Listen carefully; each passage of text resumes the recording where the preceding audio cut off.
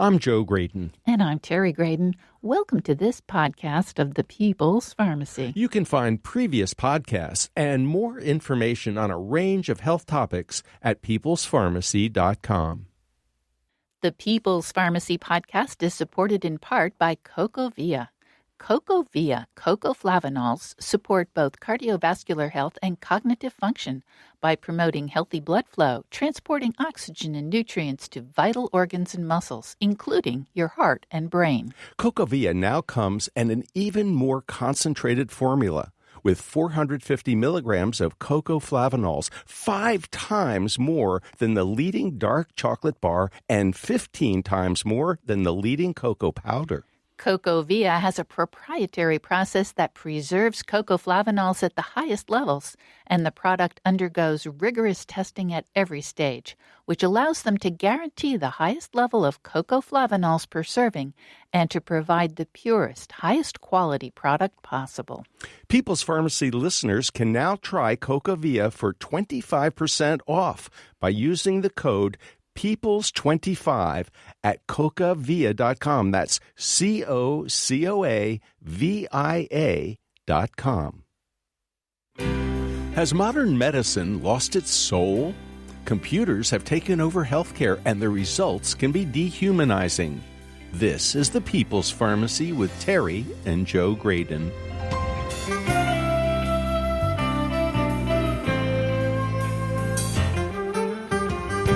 Dr. Eric Topol is a champion of personalized medicine and modern technology. In his book, Deep Medicine, he argues that if we harness the power of artificial intelligence, we can make healthcare human again. How could that work? Have you ever become frustrated when the doctor spends more time typing on the computer than conducting the exam? An approach known as narrative medicine emphasizes the importance of deep listening to the patient's stories. How can we emphasize modern technology and still retain a human connection? Coming up on the People's Pharmacy, make medicine more humane. Welcome to the People's Pharmacy. I'm Joe Graydon. And I'm Terry Graydon. Modern medicine has become a technological wonderland. We can see inside the human body with CT scans and functional magnetic resonance imaging. There's robotic surgery and bionic limbs. These days, doctors rarely write prescriptions with pen and paper. That's so old-fashioned. Instead, they type into a computer, and the information goes to an electronic health record and to the pharmacy. With all this technology, have we improved how doctors and patients interact? Are there problems with relying too heavily on computerized systems? Or could artificial intelligence free doctors so they can bring more humanity to their patient interactions? To explore this topic, we turn to Dr. Eric Topol. He's a world-renowned cardiologist, executive vice president of Scripps Research, director of the Scripps Research Translational Institute, and one of the top 10 most cited medical researchers. As a champion of personalized medicine, his work melds genomics, big data, and both information technologies and digital health technologies. His books include The Patient Will See You Now, The Creative Destruction of Medicine, and his newest book, Deep Medicine, How Artificial Intelligence Can Make Healthcare Human Again. Welcome back to the People's Pharmacy, Dr. Eric Topol. Great to be with you, Terry and Joe. It's nice to hear your voice, Dr. Eric Topol. We love your work. We've been following it for years. I must say that the cover of your latest work is really quite provocative. The title, Deep Medicine, How Artificial Intelligence Can Make Healthcare Human Again.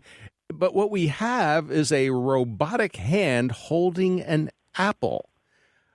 That seems like an oxymoron.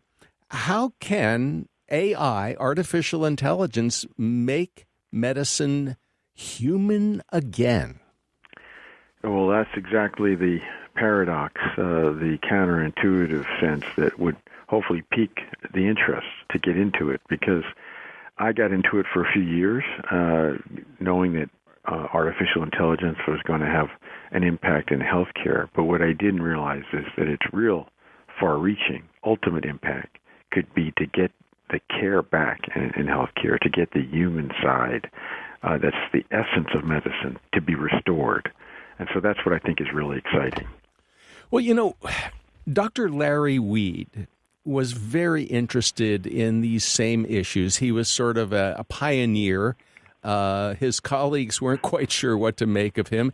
How have you extended Dr. Larry Weed's concept, the early adoption of computer technology, to now artificial intelligence, especially when it comes to things like diagnosis? Well, the problem we have today in what I call shallow medicine, the contrast of where we want to go, is that we make tremendous number of errors in the U.S. per year. It's well over 12 million serious diagnostic errors. And part of that is due to lack of time. In fact, that's probably the singular biggest issue, which is we know that doctors, if they don't think of a diagnosis in the first 5 minutes, the chance of being a mistake is over 70%. So not having enough time with patients, not even having eye contact with patients, as we have the problem with keyboards and screens today. All these things are inhibiting the likelihood of the bond, the reflexive, cognitive thinking that should go in, no less the presence and the exam and, the features that are what are the essence of medical interaction. So we got to get that back. We have to move from where we are today. And I actually think that this is a tremendous opportunity if we actualize it. Dr. Topol, we understand that some of your own experience has inspired your looking into this area. Can you share that with us, please? Yes. Well, I opened the book with my knee replacement surgery debacle, which as an outgrowth of a congenital rare disease that I had extensive surgery on when I was in between college and medical school. And then years later, I finally succumbed knowing that eventually I'd have to have a knee replacement. So that was almost 3 years ago now, and I'm still suffering the ills of it. But when I showed up in a desperate state, not able to sleep, in severe pain, and crying spells and all sorts of difficulties, and explained that, my wife was with me to the orthopedist who did my surgery. The response was, well, you need to get your internist to give you some antidepressants. So that's what I would call being roughed up. That's robotic. That's shallow medicine personified. And what I'm getting at there is that not being in touch with my underlying condition and the fact that I needed a bespoke type of physical therapy, not the routine physical therapy. And I needed a whole different approach because I was high risk for this dreaded complication of excessive scarring known as arthrofibrosis, which I'd never heard of before I'd had the surgery. It wasn't even mentioned to me as a possible complication. So we need to get each patient prepped up much better about what they may be experiencing, and we need to get each doctor and clinician with all the information in front of them so that they can be better suited to match up the treatment or the diagnosis or whatever it is with the patient. Well, Dr. Topol, would deep medicine have highlighted your risk for arthrofibrosis? Absolutely. Yes, as I wrote in the book, when I confronted that, my wife is the one who found this condition. Here I'd been a physician for 3 decades. I never heard of it. And it's actually more common than infection of the joint, which is known a complication, in 1 or 2%. This occurs in somewhere between 3 to 4%. So she found it, and then I confronted with him on a subsequent visit. I said, do I have arthrofibrosis? And he said, absolutely yes, that's what you have, even though he didn't say that. I said, well, was I at risk for that? He said, well, yes, your condition, the osteochondritis dissecans put you at much higher risk. Well, that was never mentioned. And I don't believe he was in touch with it because, he sees so many patients in a given day that he would have easily missed why I'd gotten into this need for surgery in the first place. So you suggest in your book that patients exist in a world where there's insufficient data insufficient time, insufficient context, and insufficient presence. And it sounds like all of that came to play in your case. How do we change that? How do we make it so that there is sufficient time so that the doctor will look us in the eye and will know what's going on that might predispose us to something like you experienced? Well, I have to say, I don't think my experience is at all unique, and I wouldn't be surprised if either of you have been roughed up, or people you know, your family members, because it's common. Well, I do think that a lot of our listeners can relate to your story of being told you just need an antidepressant. Right. But also the sense of not being, lack of care, the lack of empathy, the lack of time to spend, to delve into, as you said, Joe, the insufficient context, insufficient presence. We need to get that back. And we are looking right in the face of a technology that if we do it properly, and that's going to take a lot of work, a lot of activism, and validation. But if we do this right, we can get there. And if we don't, it's just going to get worse because there's no other real remedy in sight. Well, we are totally on board with what you're talking about, but I suspect that there are a lot of your colleagues with the idea that, artificial intelligence, that might replace me. And I can keep all this information in my head. I'm a good diagnostician. And so it's very hard for them to embrace your concept of deep medicine because they think they're already doing it. Well, the problem is, that used to be the case years ago, but now each person has big data. They not only have electronic medical records scattered through many different doctors and health systems, but they now have sensor data. They have genomic data. They're going to have microbiome data. And all these different fields of data, no less environment and sensor data. And, no human being can keep up with all this data. We need help. We have a route for help. And that's what's exciting. And we're seeing the fruits of that now. And we have to really, instead of trying to have this illusion that a human being can deal with this multimodal data, it's time for us to embrace this new opportunity. Dr. Topol, you mentioned electronic health records. I think a lot of your colleagues are very frustrated with them. Well, I couldn't be more frustrated. They have been a disaster, an abject failure, because they were made for business. There was absolutely no consideration for patients or doctors. They were there for billing purposes. So we need that rebooted, and that will be done. These notes will be written through conversation, synthetically, through AI, and there will be no keyboards at some point in the future. You're listening to Dr. Eric Topol. He's a world-renowned cardiologist, Executive Vice President of Scripps Research, and Director of the Scripps Research Translational Institute.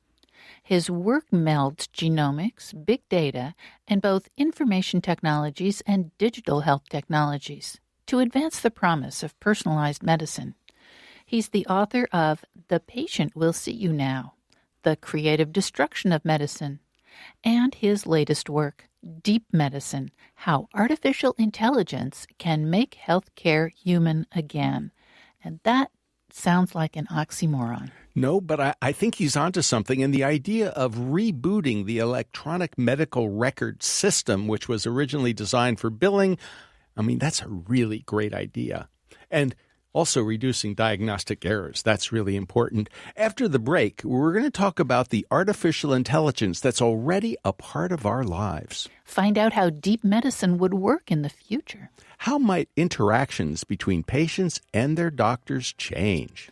Can artificial intelligence help you find the best diet to keep your blood sugar under control? The idea that computers could help deepen empathy and improve palliative care seems counterintuitive. How would that work?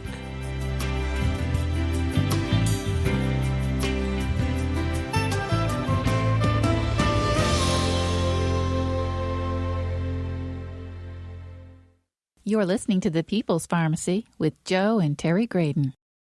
The People's Pharmacy podcast is sponsored by Mighty Muscadine Grapeberry, king of the superfruits, 100% natural, plant-based supplements, juice, snacks, and more.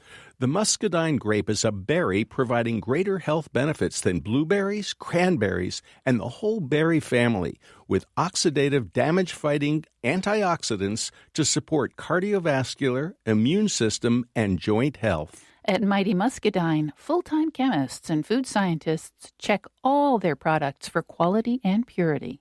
Find out more online, mightymuscadine.com. The People's Pharmacy podcast is sponsored in part by Kaya Biotics. KAYA Biotics offers the first probiotics which are both certified organic and hypoallergenic. All probiotics are produced in Germany under laboratory conditions with high-quality ingredients and under strict regulatory oversight. The 3 available formulas are created for very specific purposes, such as strengthening the immune system, fighting yeast infections, and helping with weight loss. To learn more about Kaya Biotics probiotics and the important topic of gut health, you can visit their website, KayaBiotics.com. That's KAYA Biotics.com. Use the discount code PEOPLE for $10 off your first purchase.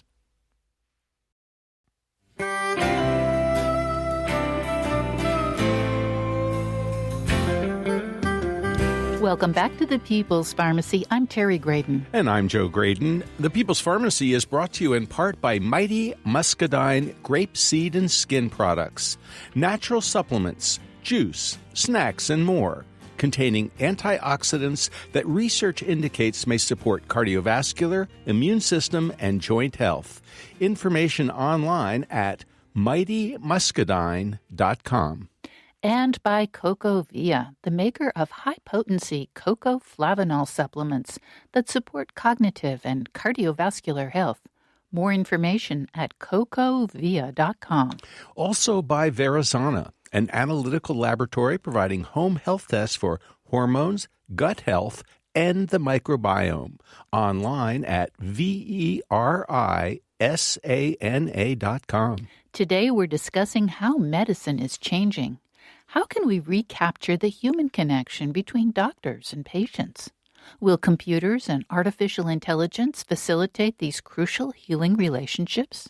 If that sounds like an oxymoron, keep listening. Dr. Eric Topol explains. Dr. Topol is a cardiologist, executive vice president of Scripps Research, and director of the Scripps Research Translational Institute. He's the author of The Patient Will See You Now, The Creative Destruction of Medicine, and his newest book, Deep Medicine, How Artificial Intelligence Can Make Healthcare Human Again. Dr. Topol, a lot of people think of artificial intelligence as something that's, really new and cutting edge. And they would be surprised to learn that its roots go back more than 80 years. Can you tell us a little bit about that and how it's already part of our lives? Well, it is part of our lives. It's how our GPS works to navigate, and how we get recommendations when you buy something online for other things, and music, all these sorts of things that we in our day-to-day lives. But the AI we're talking about is a new subtype. It's called deep learning, and it's basically something that's really only in the last decade. And in fact, the real pioneers in this space, Geoffrey Hint and his colleagues, University of Toronto, just received recently the Turing Award, which is like the Nobel Prize for computer science. And so this is a very recent major advance. This is taking images, text, speech to levels of superhuman interpretation. And so we see a little bit of that in our daily lives, but we haven't really yet seen that routinely in healthcare. Dr. Topol, I'd like to walk into the future with you, into the world of deep medicine that you are imagining, and have a concrete example of how that would work. Because now, what happens if we go to the doctor's office or to the clinic? There's probably some technician person who weighs us, who takes our blood pressure, sees if we have a fever, maybe oxygen saturation, stuff like that, enters it into a computer. Then in comes a PA or a nurse practitioner. They do a little interview. They enter some more information into the computer. And then at the end of this, in walks the physician. And the physician now sits down in front of the computer. It's a very seemingly dehumanizing process for most people.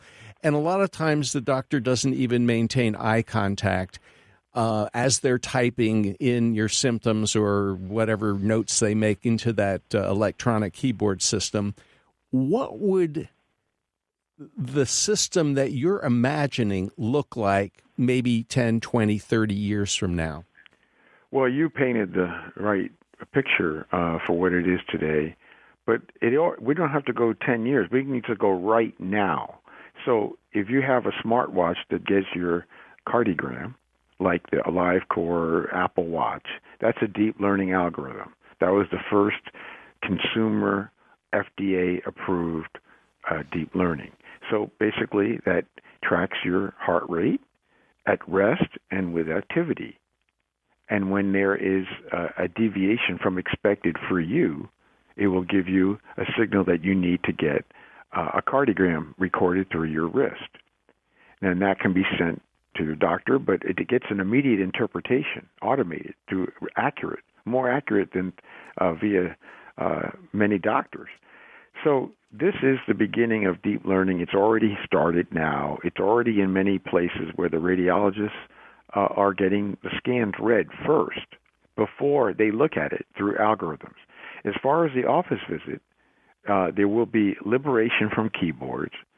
The reliance on the data, this one-off data that you mentioned, Joe, where these different people come in and they type things in, that's data that's very of little worth compared to the real-world data, like sensors, taking your blood pressure through your wrist or your oxygen through your finger while you're sleeping. All these things that are now starting to get into more routine use, because these one-off measurements of what medicine has relied upon and so many diagnoses and treatments were based on is notoriously inaccurate.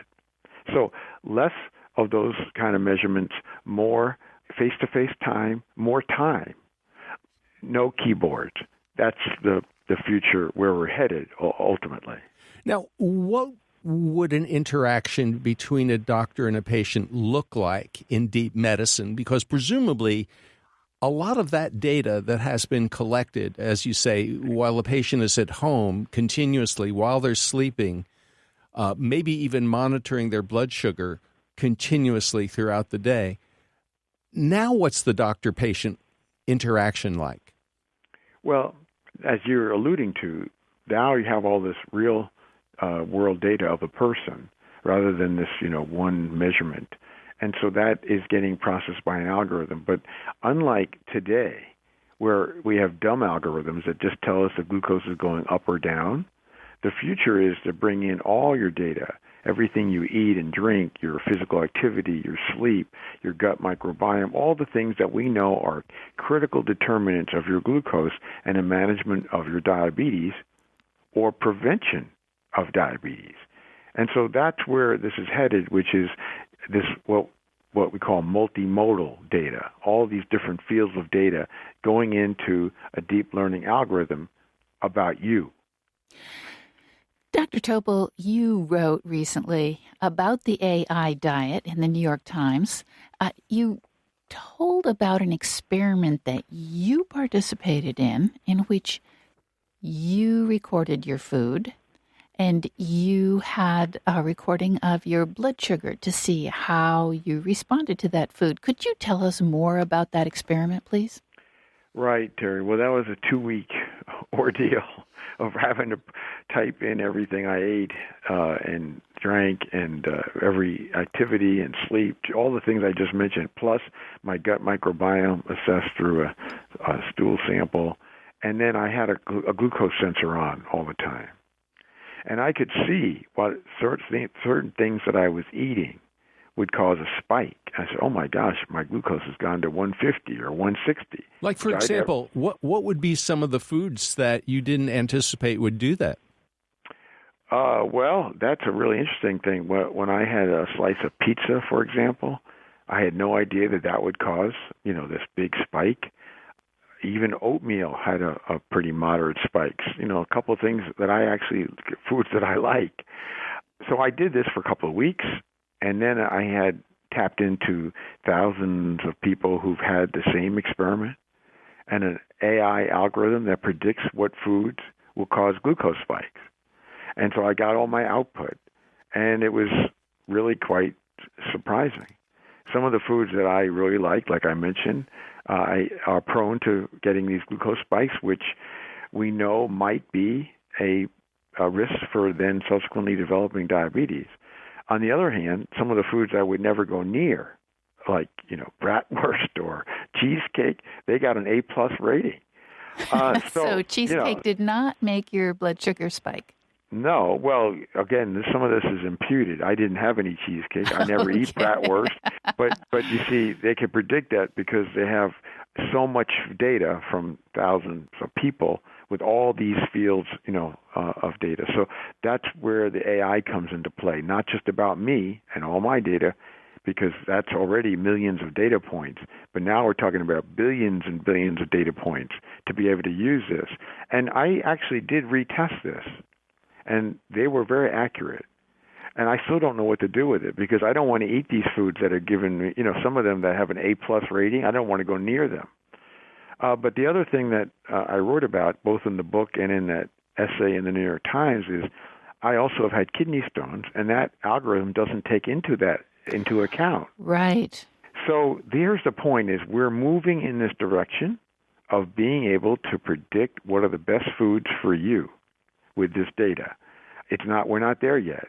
And it doesn't take yet into account full context of the person, which, you don't, throughout one's life, it may not be that your gut microbiome is the same, and you may have other medical conditions like I did that would should affect your diet. So we're getting there, but what I wanted to emphasize is that if it wasn't for AI, we wouldn't have cracked the case about this individualized diet, because so many people have glucose spikes, so many people have triglyceride spikes, and they didn't know it, and they didn't know why. And if the three of us ate the exact same food, the exact same amount, at the exact same time, we would have very different glucose responses. In fact, we would have a different response in everything that was measured, because we are each unique. When you use the word AI, or the initials AI, you're referring to artificial intelligence. And when a lot of people hear that word artificial, they're put off by it, because it seems like, that's like robocalls. That's like, people are trying to scam me or get me to buy something that I don't really want. You've implied that artificial intelligence can actually help with the missing care that we have today, to actually provide for deep empathy. How does AI lead to deep empathy? Well, the way that we can get there is the multiple decompression, outsourcing to machines of things that are done both by doctors, like what we've just been reviewing, keyboard liberation, having all the data of each person processed and all teed up, arms around everything as far as the data. And then on the patient side, this empowerment, supported by generating their own data comprehensively, getting feedback, having a virtual assistant. All that gives then the gift of time, to bring back to the patient-doctor relationship. So rather than the idea that this is depersonalizing, that's the ultimate paradox here, is that this is our big chance to give time to promote empathy, presence, trust, a precious, deep, intimate relationship between human beings. Dr. Topol, you've written that there's research showing that people are more likely to confide stuff they might be a little embarrassed about to a computer or a robot or an avatar rather than a human doctor. How does this research show AI affecting mental health care? Right. Well, there is a chapter in the book on that because it's such an important area. And as you're getting into, Terry, that there are some big surprises here. I don't think we would have predicted that people would be much more comfortable in discussing, revealing their innermost secrets to an avatar as compared to a human. But that's the case. And so when you have that, plus you have the ability to objectively define state of mind through things like your voice, your way you tap on your smartphone keyboard, your breathing pattern, and all these passive measurements, your communication, your physical activity, collectively, we can define objectively what is your state of mind, are you depressed, and how is it changing for you. So between that and the ability to communicate with avatars, we can, again, outsource some of this, not all, but some of this effort of tracking and support so that we can deal with the enormous mental health burden where today we have this mismatch of a very few mental health professionals relative to the incidence and significance of the depression, of not just depression, but all mental health conditions. Would an algorithm be able to lead to better palliative care? Yes. The point about the AI impact, it's pervasive. It would help in palliative care for prediction, in so many respects, that is an area that especially needs the human bond to support people in a really tough situation. But across the board, whether it's paramedics, palliative care, there isn't one walk of life within medicine that wouldn't have support through AI. In fact, all of these are being pursued right now, so that's what's particularly exciting. Could you give us an example of how this is working? Well, in radiology, already today, many centers have turned to algorithms to pre-screen the scan. I don't know if you're aware of this, but overall, in medical scans, there's a 30% plus false negative rate. That is, things that are being missed, like lung nodules on a chest X-ray. That's a big missing rate when you consider that an algorithm can pick these up routinely. And so there you have a great partnership between machines and the radiologist, the same between pathologists reading slides. Every way you look at it, you see this enhancement of accuracy, performance. The best of all worlds is the machine plus human performance. And that can get us to a whole new plateau of this augmentation, the accuracy that we've been missing. And again, this outsourcing so that we can get back to the human side of things, that as our machines are getting smarter, hopefully we can get more humane. Well, I think that the whole idea of AI being more deeply integrated into medicine probably is giving a lot of your colleagues nightmares or heartburn or something, because what they see is just more of what we already have, which is doctors being data clerks and more speed up. Well, if they didn't have to type on a keyboard again, I think they would find that really gratifying. And if they had their accuracy level, pushed up from what it is today to, as close to perfection as possible, I think they would really like that. And I think the most important thing is they had the time to really get to be with patients, to really understand their story and listen and have the contact and the precious relationship that used to be there 30, 40 years ago and now has gradually eroded. And we can get that back, but it's going to be embracing this opportunity, not rejecting it. Well, that is a beautiful vision, Dr. Topol, of computers and artificial intelligence actually enhancing the ability for people to connect as human beings and to care for each other, I certainly hope that we can find a way to bring your vision into being.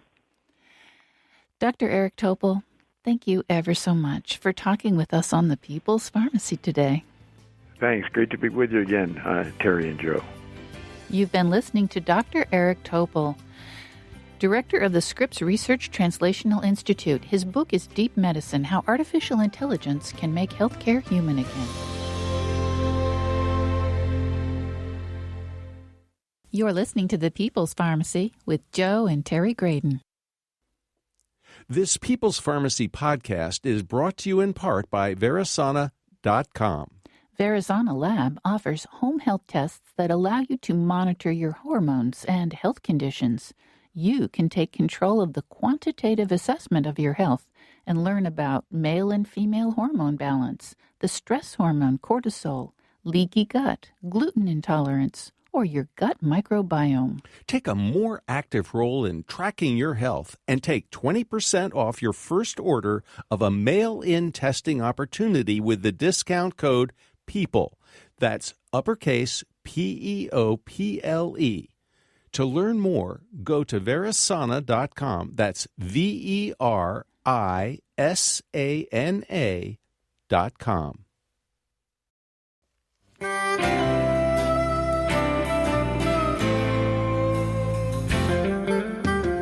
Welcome back to the People's Pharmacy. I'm Terry Graydon. And I'm Joe Graydon. The People's Pharmacy is brought to you in part by CocaVia, offering plant-based nutrients in the form of cocoa flavanols for brain and heart health. Online at CocaVia, that's CocoaVia.com. And by Kaya Biotics, probiotic products made in Germany from certified organic ingredients. KAYABiotics.com. Also by Mighty Muscadine grapeseed and skin products, natural supplements, juice, snacks, and more containing antioxidants that research indicates may support cardiovascular, immune system, and joint health. Information online at mightymuscadine.com. For thousands of years, healers have relied on the patient's story. Listening to the patient creates a personal connection. That is a crucial part of a therapeutic relationship. Our guest is Dr. Sonia Rappaport. She's a functional integrative medicine physician whose practice, Haven Medical in Chapel Hill, North Carolina, focuses on environmentally acquired illnesses. She treats complex disorders such as mold illness, Lyme disease, and chronic fatigue syndrome. She's the founding past president of the International Society for Environmentally Acquired Illness. Dr. Rappaport has an MFA in creative writing and has lectured nationally on narrative medicine. Dr. Sonia Rappaport, welcome to the People's Pharmacy. Thank you for having me. Dr. Rappaport, we've had an opportunity to talk to Dr. Eric Topol about his book, Deep Medicine, and how artificial intelligence can make healthcare human again. And I guess he bemoans the fact that physicians have less and less time with patients. In the good old days, it might have been 20 minutes or even half an hour. Now it might be 12 minutes, and there's a lot of time spent using a keyboard, inputting information. The importance of that human interaction between the patient and the health professional, especially so the patient can really tell his or her story. Why is that so critical? I think it's so critical because patients are people and doctors are people. And as humans, we are made for social interaction and engagement. There's so much more that a clinician can learn from his patient or her patient through that engagement that is left behind when one is staring at a computer screen. When an individual walks into the clinic room, how they are dressed, are they disheveled? Do they look pale? Do they have a rash? How are they walking?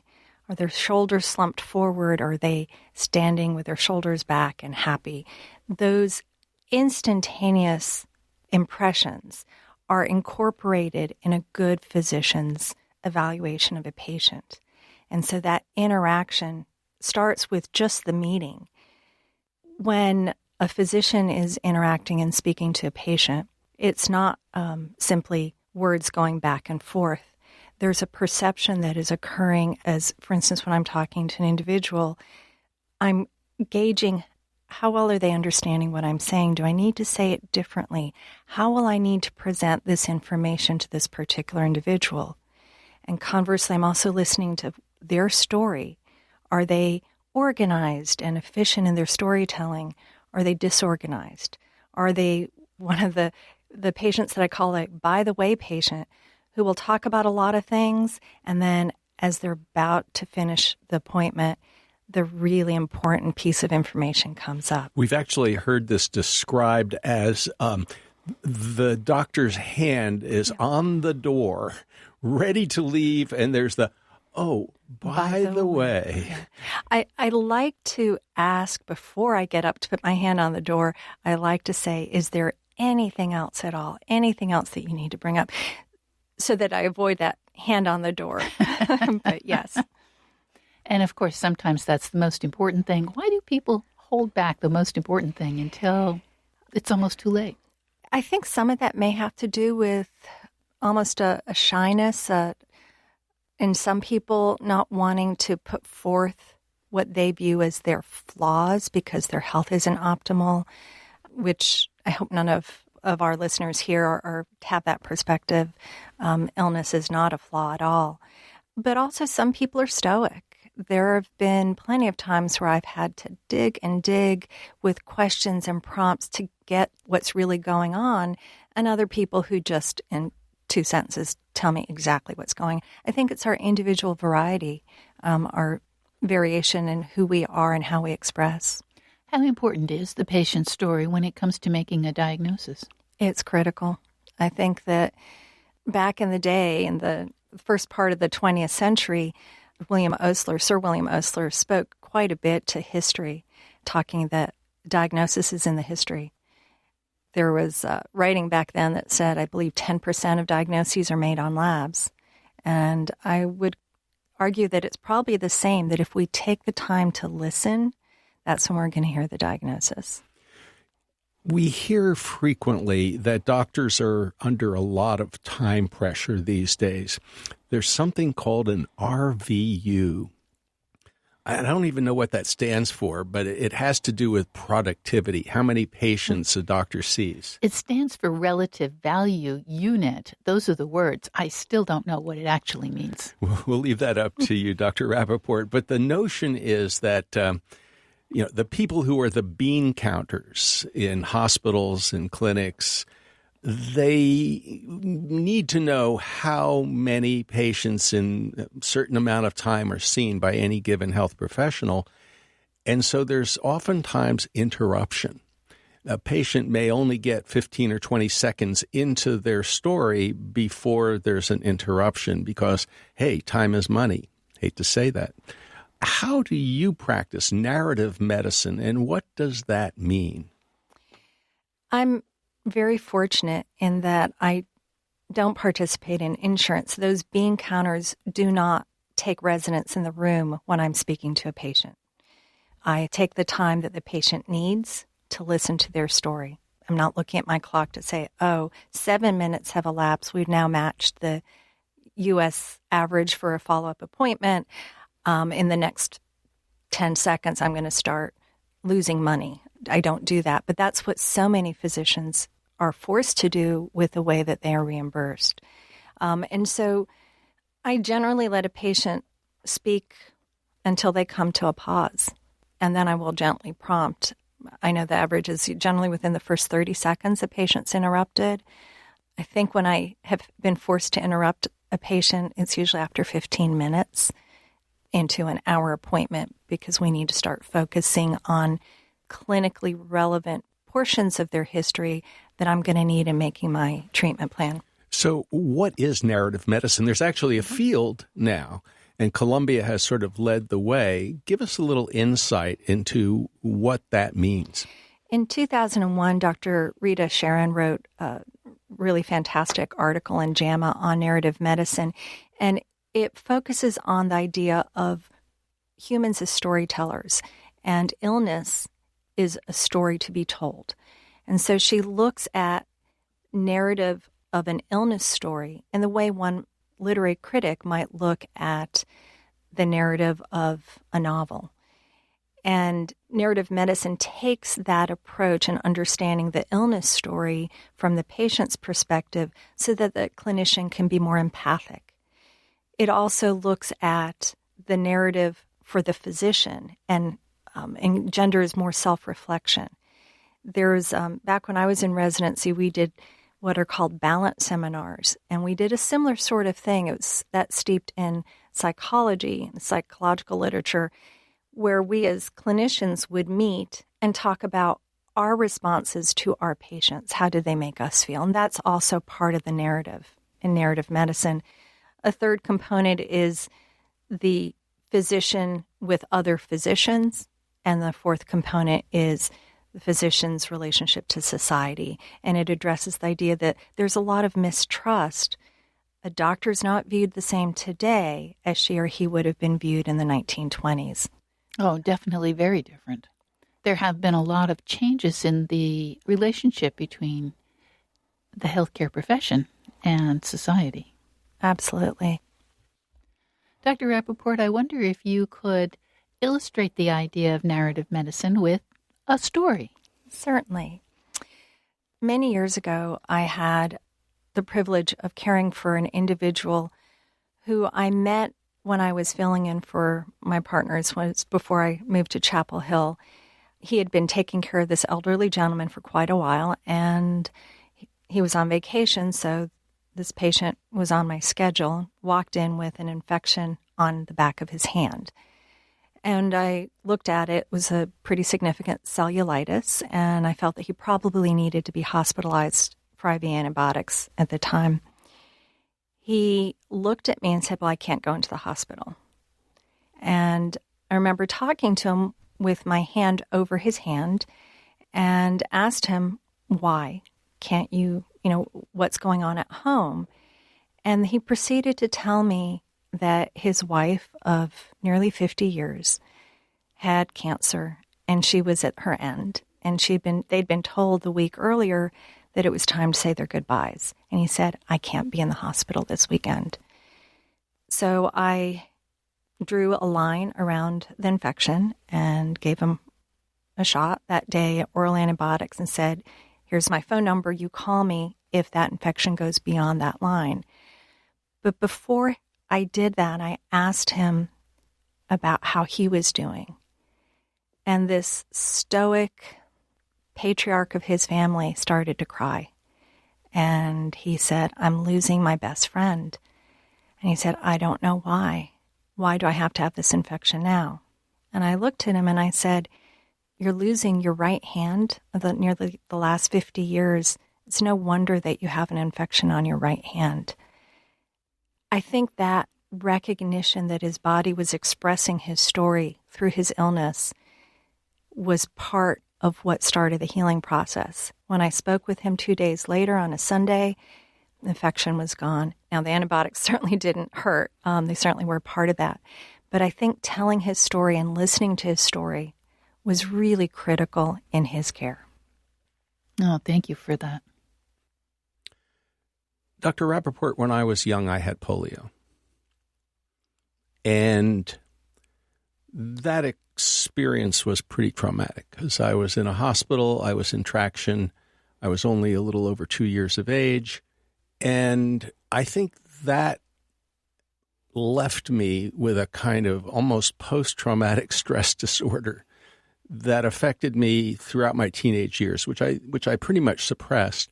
But people did pretty painful things to me, and I wonder how that colored my interaction with health professionals for many, many years, because just walking into a hospital with the smell that was so powerful made me want to turn around and run out the door.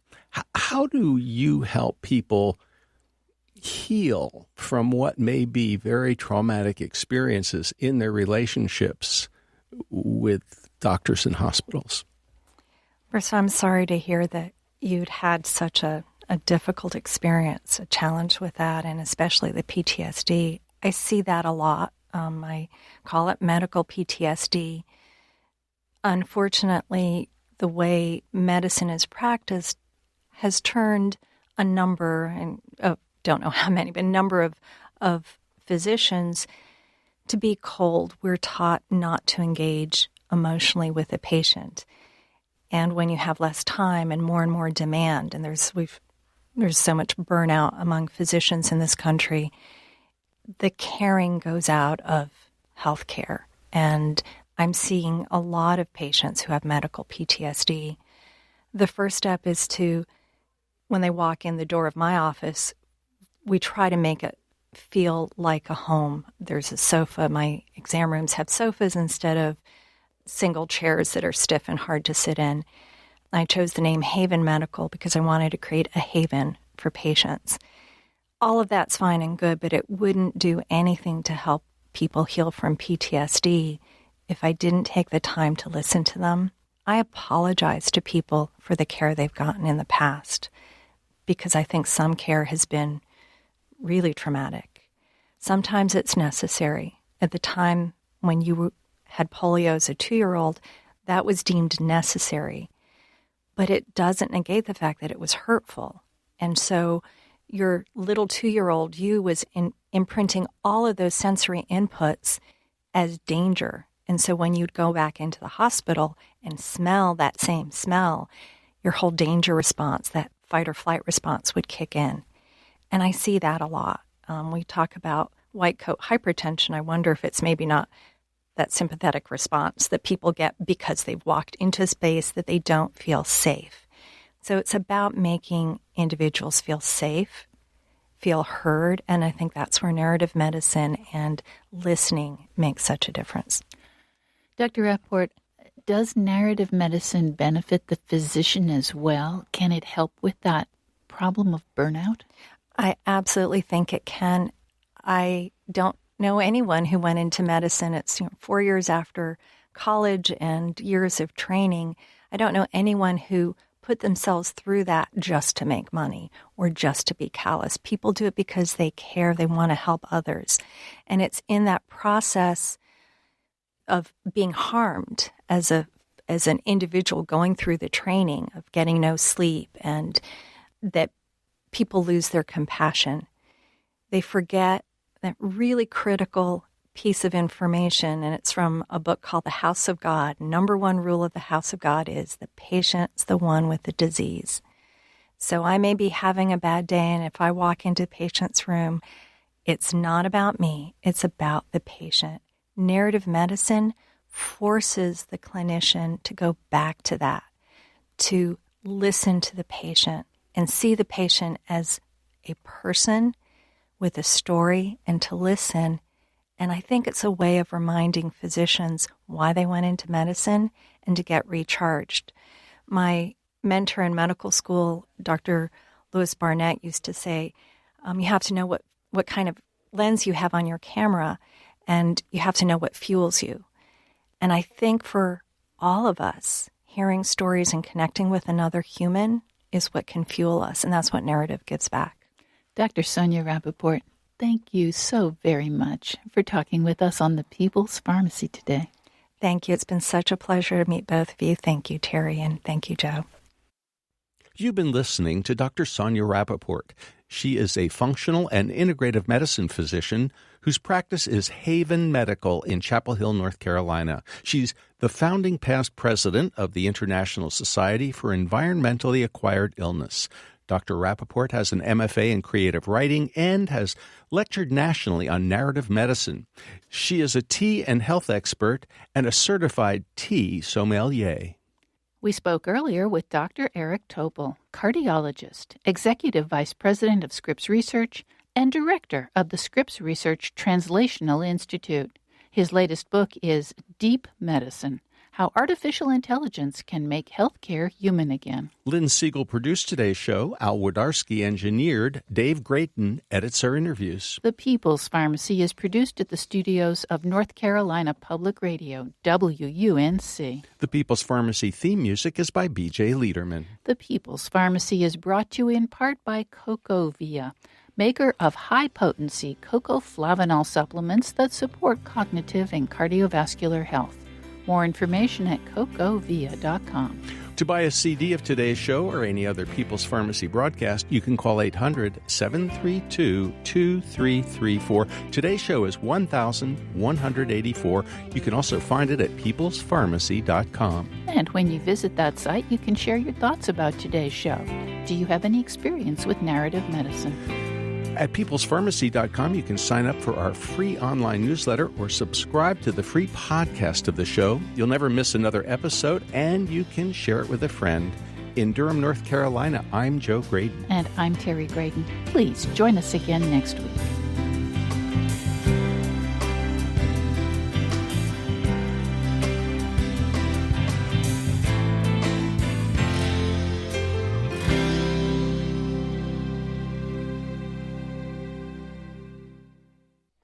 Thank you for listening to the People's Pharmacy Podcast.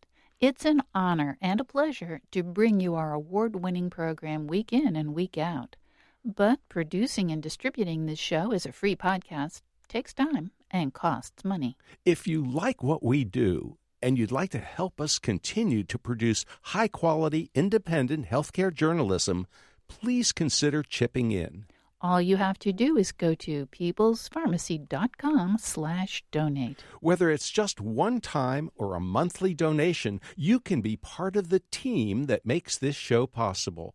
Thank you for your continued loyalty and support. We couldn't make our show without you.